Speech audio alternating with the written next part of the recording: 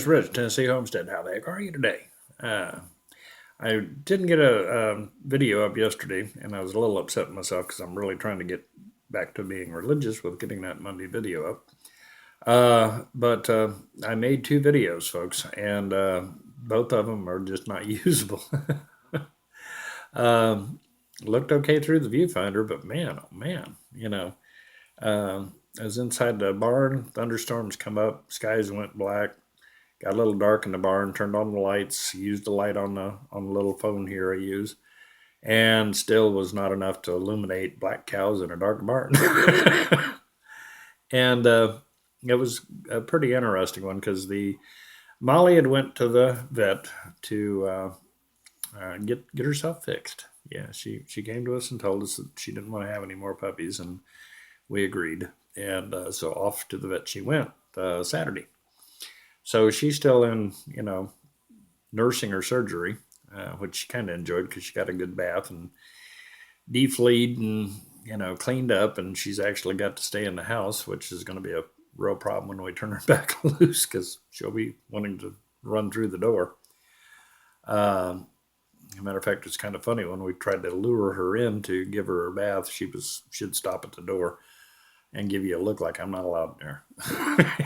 So she was a lot of fun. But anyway, the cows have been dealing since the weekend with the coyotes out in the field at night.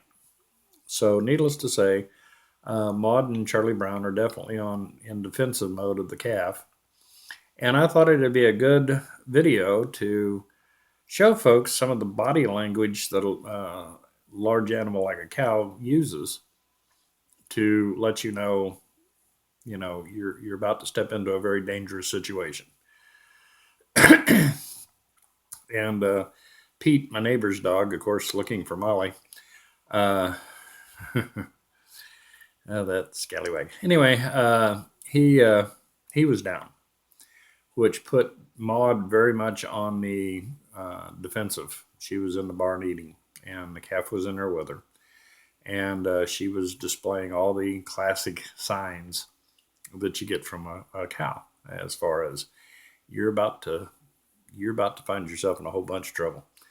But the video just turned out too dark. You couldn't see any of the things that she was doing, so therefore you couldn't really tell what she was, the body language she was using. So anyway, I worked on that thing and did two separate videos, and neither one of them turned out worth a hoot. So I'm going to try that again maybe this afternoon when they come up to feed, and hopefully I've got sunshine out here right now, so let's hope.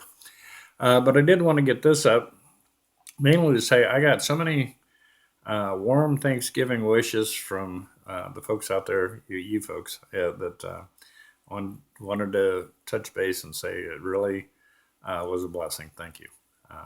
We appreciated that. And you know, uh, it's good hearing from you folks. I really enjoy your comments and so forth. So throw them out there. Got questions? Throw them out there. We'll get them answered. Um, but anyway, so that was the main reason I needed to get this video up today. Period. And to say thank you.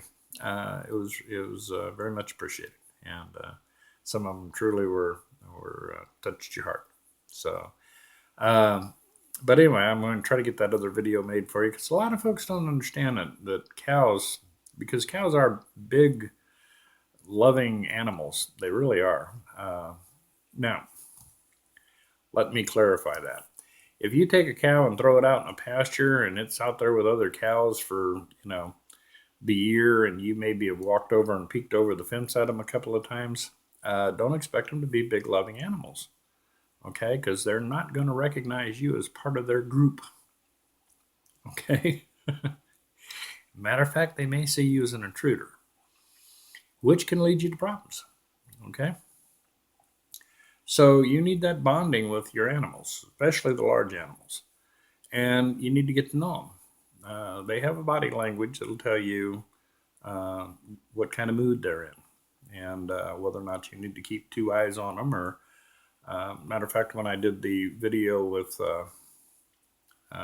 when I first discovered that calf out there. Um, because Charlie Brown and Maud were a little on edge. She went over to stand by that calf and moved the calf off away from me. That was her way of telling me, I love you to death, but leave this calf alone. And then I heard footsteps behind me to find Charlie Brown coming up from behind, which they'll do. Okay. One cow will get your attention, and the other one will come around and blindside you if they feel that you're a threat.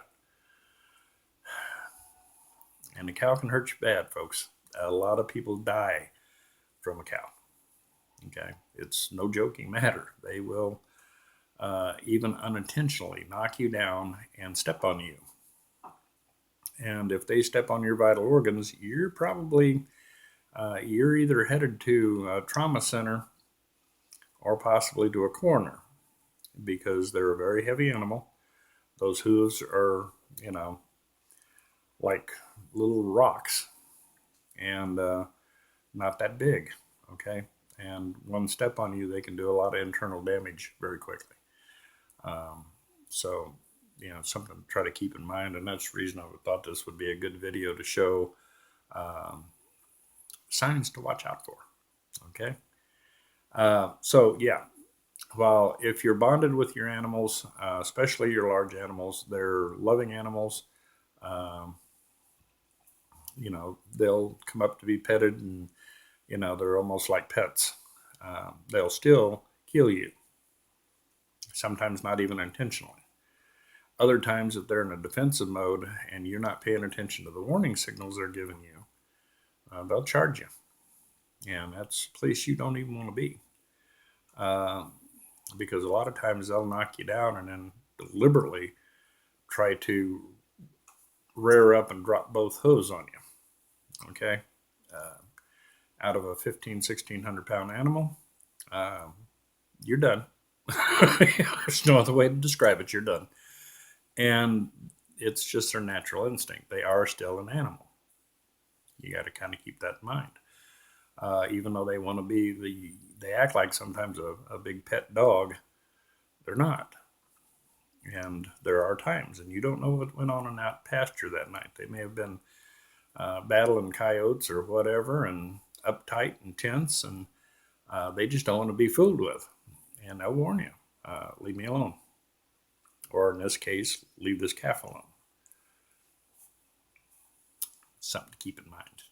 And if you plan to have large animals on your homestead or your farm, do get out and spend time with them so that you're part of their little herd and they don't view you as a threat walking into that pasture, because it's not a lot of fun when you have to go out there and try to round them up and get them in for worming or shots or whatever you got to do, and they decide they're going to go everywhere but they where you want to be. Okay, and cows have a steering wheel, by the way. Yeah, if any of you are interested in that, I'll do a video on it. But cows actually have a steering wheel. It's a little different, kind of like a car. You know, depending on where you place your body, that cow will move in a certain direction. They even have brakes. Yeah. So, and that's something that you learn with time. And so it's not a big deal to go out and walk a cow out of a pasture through a couple of gates and into a holding pen, as long as you understand how that steering wheel works and what their boundary is. Like I said, the biggest thing is to make sure that you have a relationship with that animal. That is the simplest way to alleviate yourself a lot of work. I can stand it down here at the barn, and I don't care where they're at. I can bang on a 5-gallon bucket, and that means feeding time, and here they come. Okay, and saves me a bunch of hassle of going out and running them down. So these are things about large animals you might want to pay attention to, and I'm going to try to get that video done today, showing you.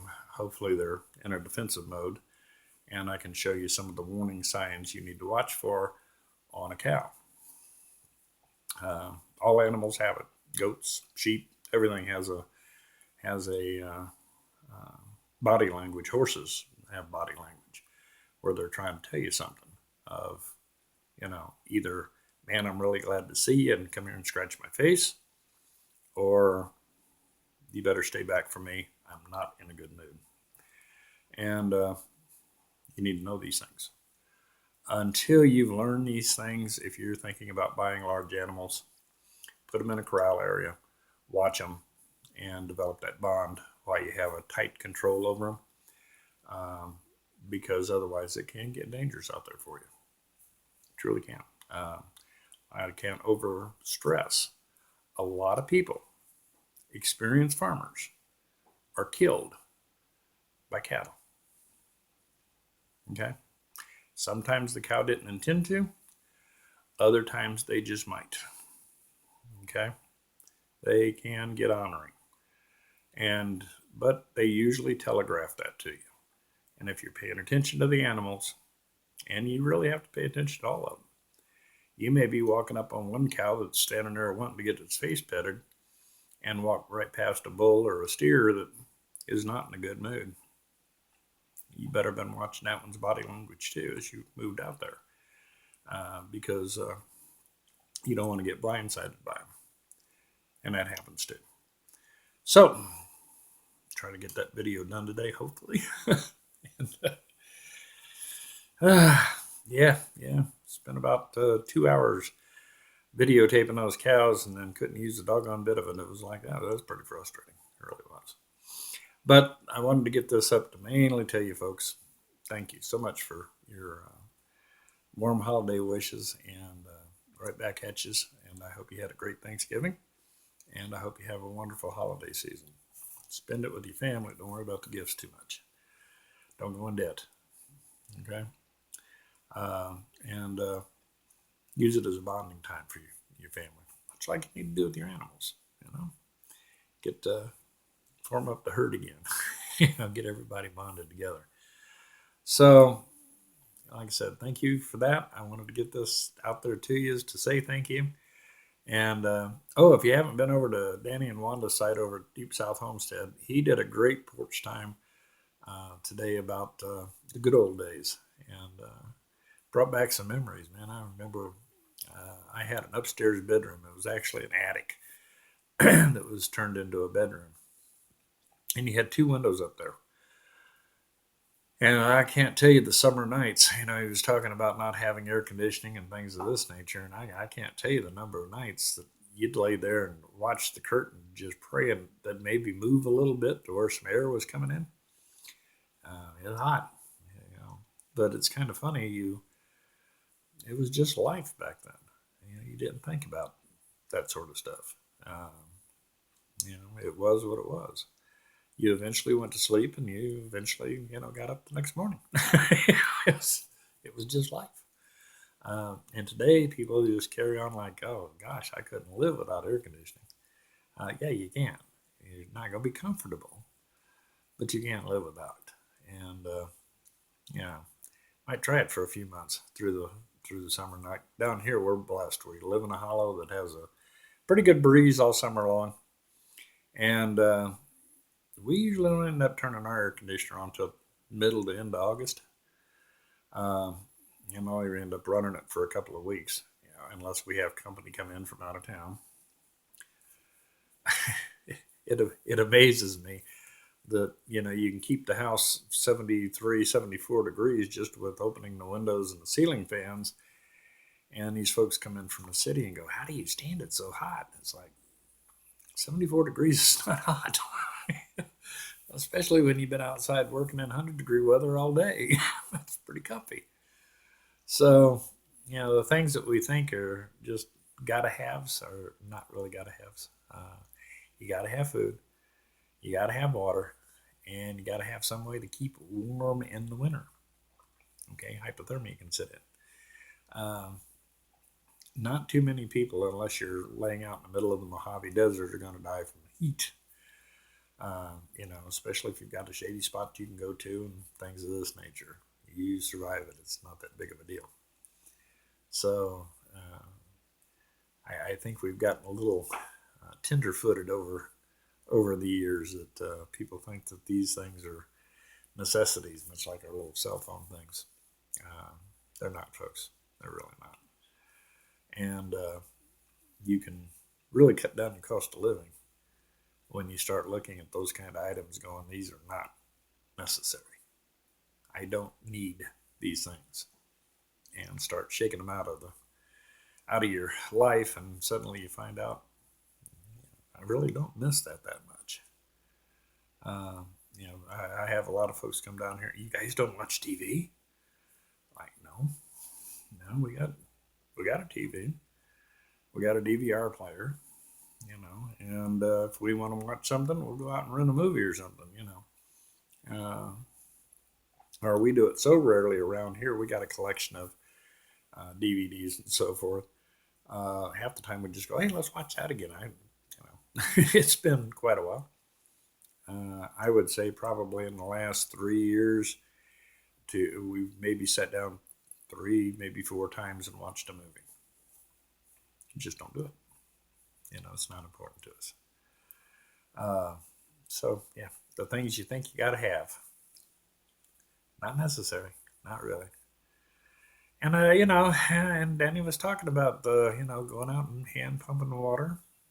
Uh, we were upscale, man. We had a little hand pump right there at the kitchen sink. Yeah, and that was high class stuff. Yeah, you could actually get water right there at the kitchen. Yeah, we were really thought we were all pretty upscale with that. So, but outhouses, all that kind of fun stuff. Yeah, you know, and that wasn't anything unusual. It really and truly wasn't. It was the way life was, uh, and it was a simpler life. It truly was. So, yeah, I mean, these things that we think we have to have, not really. Uh, you can get rid of most of it. And I mean, like with us, we got electric lights and showers and refrigerators and all that sort of stuff. But we've also planned to not have them if we must. And, that's a good way to look at things. Um, what ifs? What if we don't have power? Can we cook? Can we heat the house? Can we do these things? And you set up for it. If we don't have electric lights, do we have oil lamps and carbide lights and things of this nature to keep us going? Don't depend on batteries, folks. That's still batteries run dead, and even the solar ones do. Uh, you know, it's everybody talks about being off grid and solar. I always like to pose the question to a lot of folks: is what happens if your battery goes dead? And we're in one of these bad scenarios where you can't buy another battery. What then? What then? Our propane operated appliances. What happens if you can't get propane? These are the kind of, I'm not saying don't do it. I'm just saying figure out the what ifs past what you have now. Okay. And you'll find out that there is a lot simpler way to live that doesn't require all those things. Uh, the house we lived in had one wood stove, and that was it. Um, you know, it sat in the living room, and that was that. Then we also had a wood cook stove because great grandma would not cook on gas, refused to. She wanted her wood stove, and so we had a large wood stove. And between the two of them, that I can never remember that house being anything but really comfortable. You know, even upstairs because heat rises, and they just used to cut little vents in the ceilings to get the heat to the second floor. You know, so when you start looking at this stuff and thinking about being off grid and things of this nature, there's a lot of different ways to go. Me myself, right now, um, we can afford and have available electric lights. Cool. We have hot running water. Cool. I'll take advantage of that. Okay. If if I don't have it, Do I have a backup plan to continue to function? Yeah, I do. So that's what you try to get to. So don't take yourself too serious, and no, you don't need air conditioning. You may think you do, but you really don't. People lived out in Las Vegas area, out in the desert, way before air conditioning was ever invented, and seemed to do okay. All right. So yeah, there's a lot you can do with what you got, and there's nothing wrong. We've got so many folks who are just really striving for all this off-grid stuff. They've spent lots of money on their solar systems and so forth. The batteries go bad, chargers burn up. All these things happen. Don't make that your sole source for survival. Uh, if things do get tough, because you're not going to be going out buying new batteries and buying new chargers or new inverters or any of that sort of stuff. So try to keep in mind what ifs on everything you do. But the old time stuff, it works, folks. I mean, people have lived for thousands of years uh, without any of this nonsense. Okay. Um, my generation, some of us grew up in that kind of an environment. It's not a big deal. Okay. You go back to it. Uh, Modern conveniences are nice. They really are, but not necessary. So always make sure you have your contingency plan to go back to the good old days where you can be more self sufficient. And I've also heard folks say the same thing. Well, we can't grow everything that we eat. Well, if things get tough, it looks like you're just going to eat what you grow. That's the way it is. You might go barter off some of your turnip greens for somebody's corn, but you're still gonna you know you're pretty much gonna eat what you grow. Uh, that's why I get a kick out of folks saying I can't get out of the grocery stores. It's like, hey, Ken, you just got to make up your mind to do it.